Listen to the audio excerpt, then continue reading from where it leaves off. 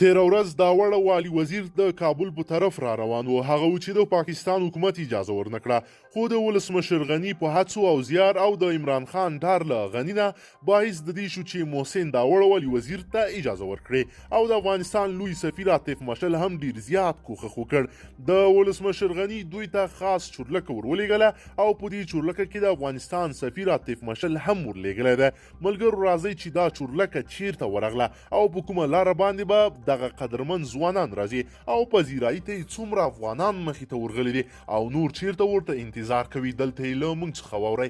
قدرمنو لیدونکو السلام علیکم، وخت مو پخیر. ولسمشر غني د لوړې مراسمو ته د پښتون ژغورنې غورځنګ دوه مخکښان د تورخم له لارې راغلل. دواړه مشران چې د افغان ځوانانو له لوري بدرګه کېدل خوشحاله ښکارېدل. تېره ورځ د پاکستان حکومت پر دغو مشرانو بندیز لګولی و چې نن د ولسمشر غني د لوړې په مراسمو کې ګډونونه کړي، خو وروسته د پاکستان د لومړي وزیر عمران خان په ځانګړي امر دوی ته اجازت ورکړل شو. دا وړه والي وزیر ته تورخم ته لوی شمیر افغان ځوانان او د پښتون ژغورنې غورځنګ خواخوږي ورغلي دي. دا دواړه مشران به نن تر غرمې وروسته د ولسمشر غني د لوړې په مراسمو کې ګډون کوي. تر علي وزیر او محسن داوړ وړاندې کابل ته په رسېدلي پښتنو سیاسي مشرانو کې د عوامي نېشنل ګوند مرستیال مشر حاجي غلام احمد بلور، د پښتونخوا ملي عوامي ګوند مشر او د قومي اسمبلۍ پخوانی غړی محمود خان اڅکزی او د پاکستان د کورنیو چارو پخوانی مرکزي وزیر او د قومي وطن پارټي مشر آفتاب احمد خان شیرپاو، د عوامي نېشنل ګوند پخوانی سینټر افراسیاب خټک او د قومي اسمبلۍ خزینه غړي بشرا ګوهر او جمیله ګیلانی شامل دي.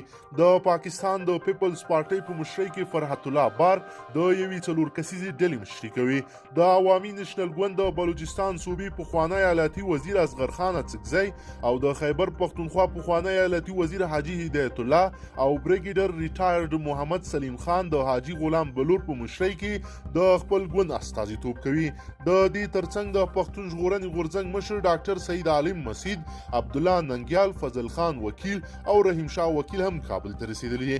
ټاکل شوی و چې نن په کابل کې تر غرمې وړاندې د ولسمشر غني د لوړې مراسم ترسره شي، خو دا مراسم څو ساعته وځنډېدل. په کابل کې سخت امنیتي تدبیرونه نیول شوي دي. ټاکل شوي ده چې ولسمشر غني به نن له غرمې وروسته د دوهم ځل لپاره د ولسمشري لوړه وکړي.